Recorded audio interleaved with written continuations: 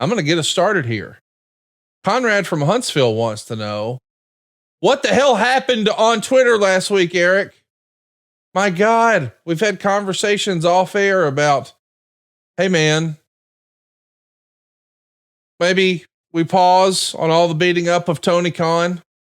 Maybe we don't do that every segment, every episode. And even you yourself were like, I don't know if I want that to be my legacy. I don't really just want to be the guy to shit on AEW or Tony Khan. And then here we go. The whole world melts down on Twitter last week. Let's recap for those of you who missed it. But somehow, some way, the tweets start coming pretty rapid fire. Eventually one will show up and I'll read it. I don't know when that's coming, but I got to think it's soon. Uncle Dax is responding to you and he says, I know it's your gimmick and the other guys pay you well to bury AEW, but checking out your timeline and all the Tony tweets and retweets looks very stalkerish. Netflix Baby Reindeer would do you a bit of good, my brother in Christ. And that was from Dax with FTR. And you replied, says the chunky little monkey that studies my timeline. That's weird. I forgot about that. That was good. What are we doing? Why did you do that? Well, number one, I hate people. I don't hate people. I hate it when people are dishonest. I hate it when people are hypocrites. And I hate it when people say stupid shit. Now, let's break that down. Yeah, let's look at what he wrote. Let's look at what he wrote. Yeah, let's look at it. It's easier to break down. I know it's your gimmick. Okay. It's not really a gimmick. I mean, here's the thing. I just want to time out on that because you have been getting this criticism a lot, but it's not your gimmick.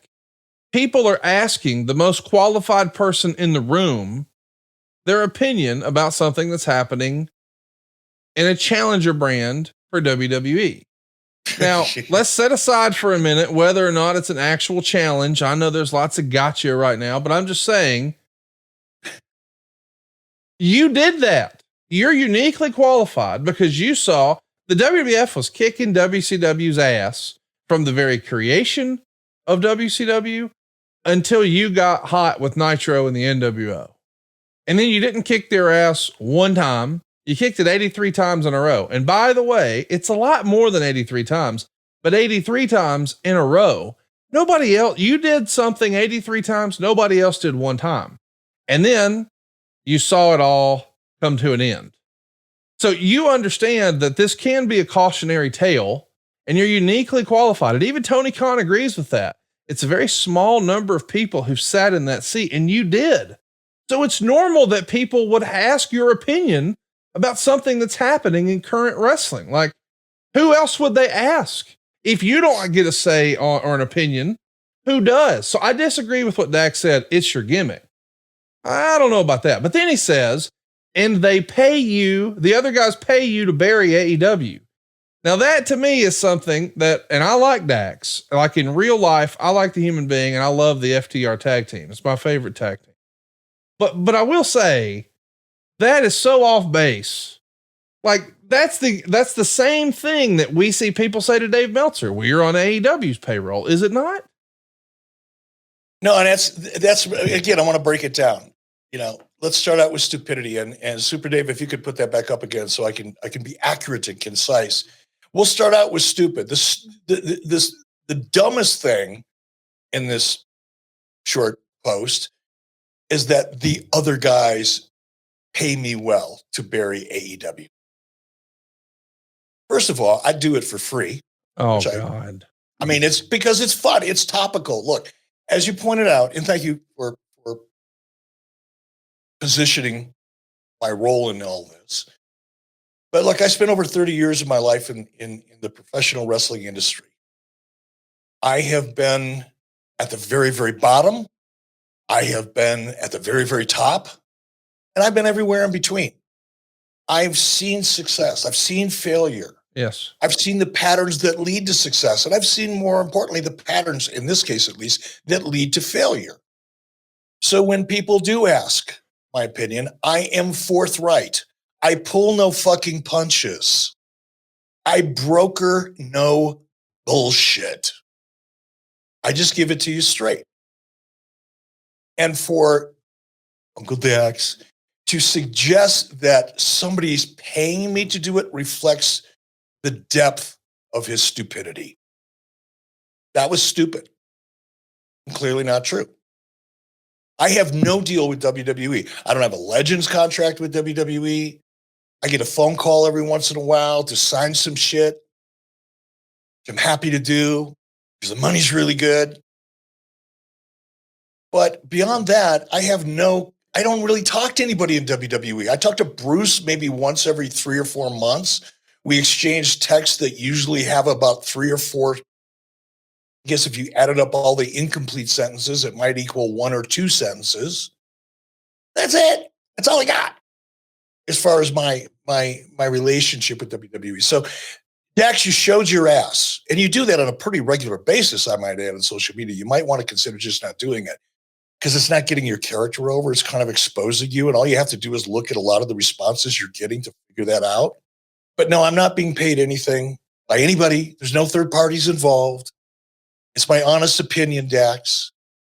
And yes, it's a little brutal for some, especially soft people that just can't handle the truth. And they bruise very, very easily when you're not putting them over or making excuses for them. They bruise really, really bad. And yes, my commentary sometimes draws blood, but sometimes it's necessary to make a point. All right, enough on the stupidity. But now let's go to checking out my timeline. Now, the premise of this is Dax suggesting that I'm a stalker. He's studying my timeline. Stalking who here? Dax. Just let it go. So, I mean, that's in the hypocritical part of it. It's probably more encompassing. I guess there's not a lot of hypocrisy in this. It's more like stupidity and just fucking weird. So Dax, if you don't like what I'm saying, quit following me. I know you tried, Dax, to launch your own podcast. In fact, I have a tweet that you sent me, or I think it was a direct message. It may have been a tweet that you sent me a while back saying how much you appreciated my podcast and how you patterned yours after mine.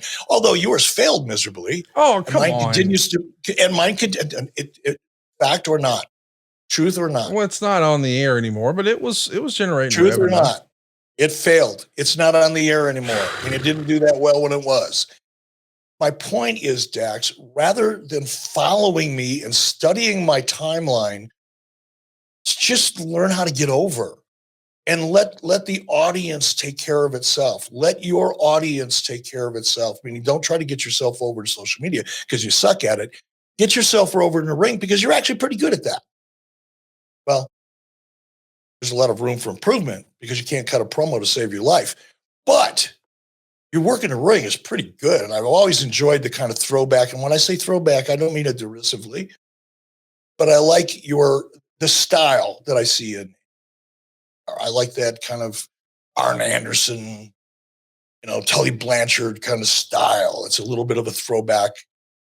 Again, poor choice of words, but it's the only thing that's coming to mind. So I like the style, but Zach, Dax, you're doing yourself absolutely no favors by trying to be Tony's protector. So just focus on your own shit. Quit studying my timeline, stalker. I texted my buddy Matt Coon and, or actually I gave him a call and he was doing a music lesson and he couldn't answer, but he used to host that Dax podcast. And, he said, "Hey man, I'm doing a lesson. Can I call you after?" And I said, "Yeah, I didn't really need anything. I just wanted to say, I hate it when mommy and daddy fight because I like both of you guys and I really understand both perspectives. I mean, here you are merely asking or answering questions that you've been asked about. It's not like, you're making this your mission or your life's work. we're commenting on what's happening in wrestling, just like we would if you were a beat writer or if you were a talking head on ESPN. Like, that's what everybody does. They talk about the story of the day. So you're just doing what everyone else does. You just happen to have a stronger resume than most other people who are offering their opinion. So it carries a lot more weight. But I just hate that I kind of see both sides. I understand why you feel the way you do and you say the things you do, but I also understand why he feels the need to defend it, because he's saying, "Oh, I know they pay you well to bury AEW." Well, that's not true, but they do pay Dax, and he probably does think, "Hey man, I'm taking the check. I got to defend this." And I appreciate that, but boy, it sure did spiral the other day. And the tweets you were talking about, I just want to make sure that everybody sees it, because you did mention it. When Dax was starting a podcast, he tweeted out, this is that in January of last year. So we're not talking about years ago. This is a year and 4 months ago. Very short notice, but we're recording FTR with Dax Harwood in about an hour starting now. We're going to be doing a non-wrestling question of the week. He's promoting, and you quote tweeted it and said, "Looking forward to it. Continued success." You go out of your way to wish him well on his podcast and his new venture. And then he replies, "Thank you, Eric. Big fan of 83 Weeks. Weekly download on my phone. I steal a lot of your podcast formulas." I mean, he tweeted that himself last January. And now here we are. And by the way, Conrad, just to be clear in why this is so bizarre to me, it's not like I just started pointing out the flaws that I see in the patterns that I see in AEW. I've been pretty hard and I haven't been kind and gentle about it. It's just not my nature. I'm not that way in any of my conversations. Very, very rarely. So it's not like, all of a sudden I'm doing something I never did before. I've been calling Tony and AEW out on this bullshit for the last 2.5 or 3 years. It's not new. So I don't look, to your point though. I mean, I get it. He's passionate about the company he works for. He feels a need to be a protector, I guess. He's just not very good at it. If you're going to do it, get good at it. Find a way to integrate humor or be concise, but don't start out with, if you're going to respond to somebody and it's your intent to kind of put them in check, you don't want to come out of the chute with a lie, because you just look like a fucking goof. Learn how to be good at it. Being effective in social media is an art form, and it evolves, right? Especially in the world that we live in here and in the wrestling bubble, because by nature, it's very confrontational. The audience loves conflict. They love drama. The more intense, the better. So I think just because of the nature of wrestling fans in general and the product itself, conflict and drama and intensity are kind of part of what you need to do. And I think finding a way to use comedy in there, which is really, really hard because so much of comedy is in body language and facial expressions and timing and so many other things. I don't want to sound like I know a lot about comedy, but I know when I see good comedy and I see these patterns in people that are really, really good. So learn how to do it. Don't start off a response with a premise that's a lie because you look like a goof, right? Find a way to be precise. And if you want to draw blood, that's okay. I'm a big boy. I can take it, Dax. I've been taking it for 30 fucking years. This is no big deal to me. This is just another Wednesday morning. It's not a big deal. But learn how to do it and try to find a way to interject some comedy in there, because it'll make your post much more interesting. You'll get a higher rate of response, and people may actually hear your message instead of laughing at you because you started out saying something, I don't know, fucking stupid. Oh, God damn. This is so you respond with a personal jab. It's fun. This is fun. I mean, guys like Dax are the same people that they remind me of standards and practices at Turner Broadcasting when Terry Tingle first showed up on the scene. And she complained because some wrestler called another wrestler stupid in a promo. And she suggested that that's so inappropriate because there are some learning disabled people out there in the audience that may be offended by that. I'm going to have to ask Dax next time I see him if he's related to Terry Tingle. Did they date? Because that's kind of the same thing. What are you talking about? If you're going to come out and take shots, and that's, I'll digress. I'm not going to get into this too much. But if you're going to take shots, don't be such a fragile little puss when people start taking shots back. I didn't initiate this social media conversation. Dax did. I'd have left him alone. I very, very rarely am critical of talent in any company because they're capable of doing things that, frankly, I've never been capable of doing. I've never learned how to become a wrestler. I couldn't put a match together to save my life.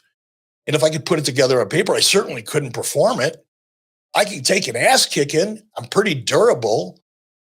But I couldn't execute a match that somebody else put together, or if I put it together myself. That is a skill set that takes years and years and years to develop. It takes even longer to really get good at it.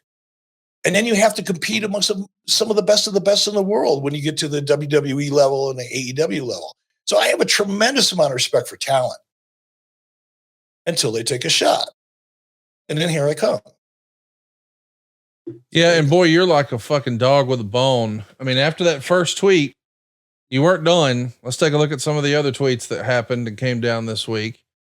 Matt Hansen on Twitter said, "Weren't you the guy constantly teasing leaving WWE? Now you sell out your friends for companies you quote unquote love. Weren't you the guys whose podcast was such an issue that AEW fans would tell you to shut the fuck up because you were constantly spreading bullshit? Aren't you a racist Cornette fan?" Now let's make this clear. This was Matt Hansen responding to Dax, not to me. Yes, correct.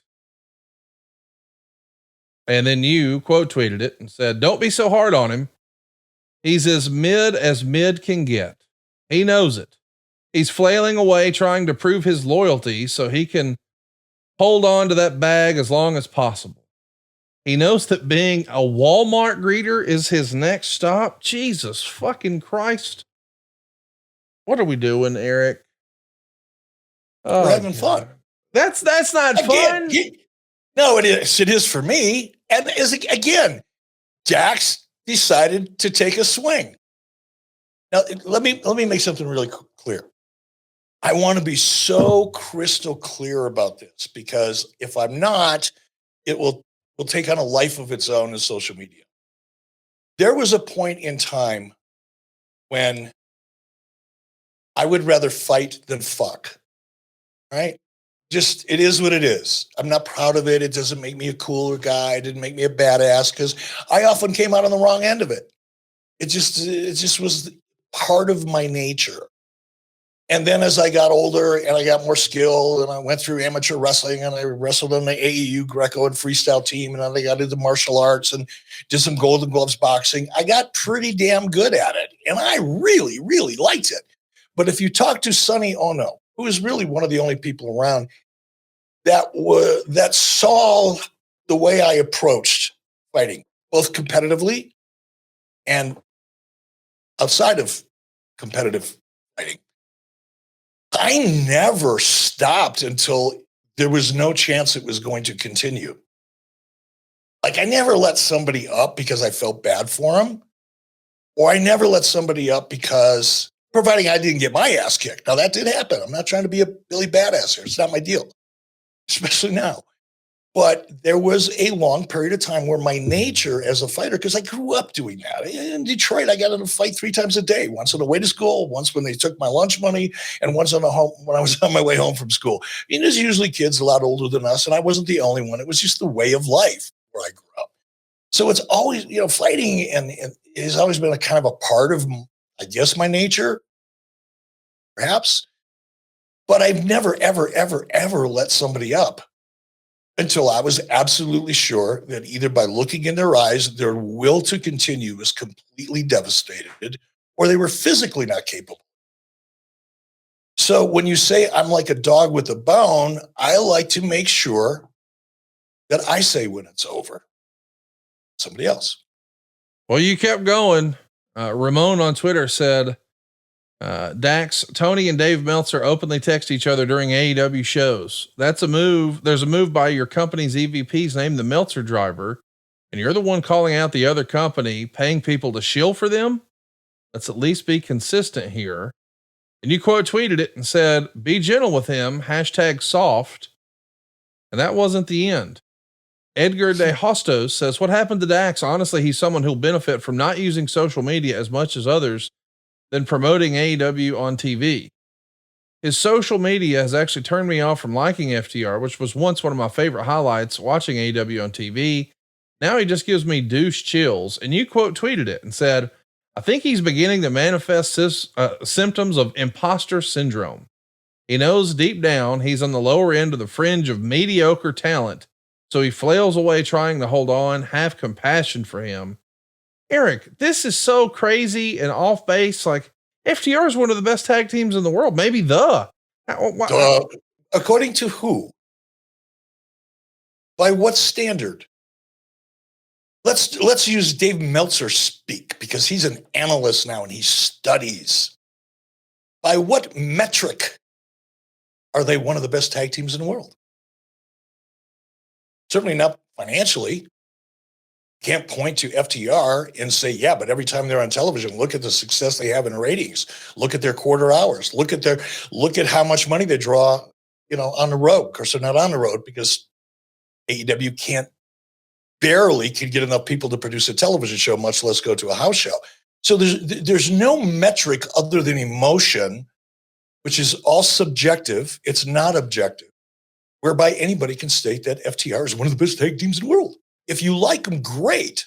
I like them as a tag team, as I just said a few moments ago. But to suggest that they're one of the best tag teams in the world is kind of like a branding statement that we just all latch onto and continue, but it's not really true. They didn't make it in WWE. They had an opportunity. Just like I had an opportunity in 2019. I didn't make it. I got fired. I didn't adapt. I didn't get myself over. Just like WWE and Dax and FTR. They had their opportunity. They couldn't get over. A lot of other people did. They didn't. There's a lot of reasons for that. But the fact is, they didn't get over. And now they're in AEW. And yes, they're swimming in a much, much, much, much smaller pond. So in their minds, perhaps they feel like a bigger fish. And I'm not saying that. I'm not sure. I haven't had any interactions with Mr. Wheeler. He hasn't taken to Twitter to call me out, so I'm going to leave him out of the equation. But yeah, Dax, you've had your opportunity in WWE. You failed. You didn't get over. You moved to, well, it is what it is. I know it hurts. It doesn't sound nice. It's, it's so cruel, but it's also so true. And now he's in AEW and he feels like a bigger fish in a much, much smaller pond where really hardly anybody's over. And I'm not suggesting it's all his fault, but it is what it is. You asked on what metric, and I know you're going to laugh as soon as I say it, but when I said the best tag team match rankings. Well, no, not cage match rankings, but you're still going to laugh no matter what it is. But I'm saying, as far as critical acclaim, like they do win the awards from the Sportskeeda types, the PW, the Pro Wrestling Illustrated types, the Wrestling Observer newsletter, like. And PWI and the Observer, they've been the tag team of the year for the last 2 years, 22 and 23. So I know you're going to argue with revenue, but I just meant when I said the best tag team, I didn't say the highest drawing, highest grossing, most box office, but they have gotten critical acclaim, Eric. Critical acclaim from the internet. Great. Keep doing that because it's working so well. Internet wrestling and the creative that goes with it. Dave Meltzer, keep doing that because you're proving that it really does work. Well, you weren't done, man. You just kept going and going and going, but that's because he was still moving around. I sensed that he was still trying to get up, and I thought, got to keep going. We'll do one last one and then we'll shut it down and move on from Dax. Thank God. But, Andre Martinez says Dax, a mediocre talent. That's ridiculous. He had my same response. I'm defending Dax, one of the half of the best tag team going. And you quote tweet that and say, not when one thinks about it. He and his partner came to AEW because they didn't like the way they were being used. Now they're in AEW being pushed further down the roster by anyone who has ever been signed by WWE and comes to AEW and they jobbed to the Bucks. And eventually my friend Matt Coon got involved, and he had to say, how many people got a clean pin over MJF while he was champ? Dax and who else? That's not what mid means. Defending his pal Dax, as he should.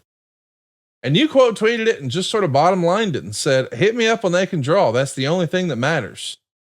And that's really the genesis of all of these conversations that you and I have had on this show, is you trying to explain the problems with the product that are keeping it from growing. Because I think everyone can agree that, I'm not going to say that AEW's audience is shrinking, but they've certainly plateaued. And once upon a time, you use the term flatlining. I think that has a negative connotation. Other people would say stable, but whatever, it's plateaued. Like they're not on this growth trajectory. And I think that's the genesis of all of our conversations. Is everybody wants to know, how does AEW get bigger? No one is on here campaigning for AEW to get smaller, right? Absolutely true. And at the core of all of my responses or my perspectives, sometimes I respond to things, or I put out a post or make a comment that is not in response to a question. It's based on my perspective, going back to what you said earlier. I want, and I've said this so many times, and I'm not even going to say it again because I'm just fucking tired of it. But in the hopes of AEW being successful someday and growing their audience, having a light bulb go off in some motherfucker's head, go, we should probably, do something a little different because what we're doing isn't working, like most sane people do. I want them to be successful. I really, really, really do. But to continue to go out and publicly make some of the same ridiculous comments and do some of the silly things that are being done within AEW, from the talent all the way up to Tony Khan, makes it really, really hard to say anything that sounds remotely positive. Just little things, Conrad, and you and I can debate this all day long. But if you look at their television ratings, they're not stable unless you consider the downward trend that's visible when you look at WrestleNomics reporting on their weekly ratings. They're going down. That's not stable. That's the opposite of stable. Here's another part that's opposite of stable. WrestleTix. This is all stuff that's available out there now. You can't hide this shit anymore.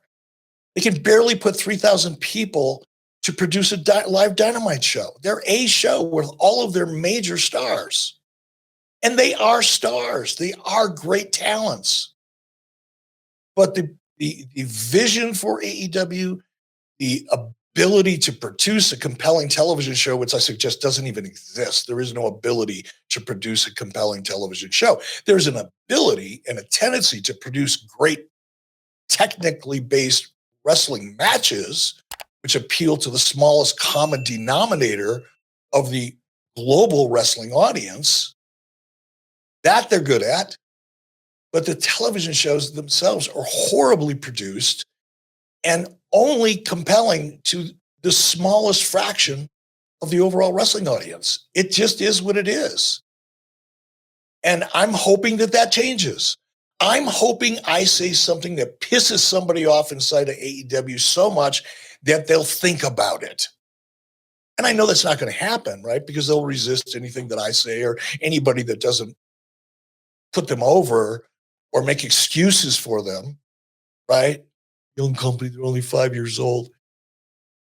Like me. It's just, I try. I really, really try. But when I see comments from Tony on down, and they're making the same mistakes they've been making since 2020, when I first started calling Tony out and told him to shut up and wrestle, doing the same things over and over again, and they're getting the same response, which is negative.